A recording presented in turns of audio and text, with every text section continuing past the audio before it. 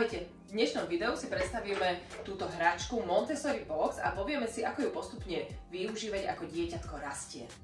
Takže úplne prvé, čo môžeme začať je, že keď dieťatko máme už v nejakom šikmom bočnom sede alebo v nejakom nákľaku a ešte nie je vôbec vo fáze vkladania, tak si môže vlastne toto využiť ako takú škatulku, ako také vedierko, z ktorého môže veci vlastne vysypať úplne hrmotne, krásne to hrká, alebo potom neskôr po jednom vyberať. Ak chceme podporiť ešte po jednom vyberať, máme tu takýto vkladačik, môžeme si to založiť, vlastne dá mrkvičky, áno, a dieťatko, ktoré ešte nie je vo fáze vkladania, vlastne mrkvičky po jednom môže odtiaľ povyberať, hej. Čiže krásne vlastne prejdeme od toho vysýpania k tomu, že vyberá predmety po jednom.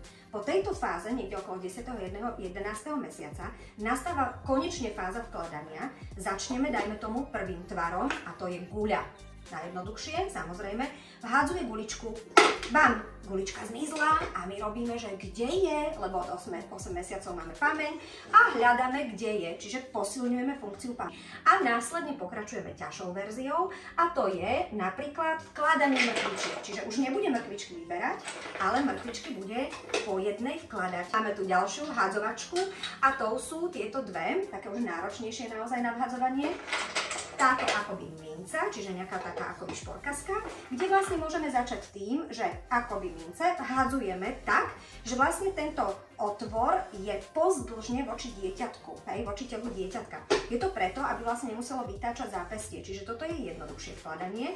Potom zložitejšie je, že mu to otočím a on musí vlastne tomu otvoru prispôsobiť svoju ručičku. Dobre?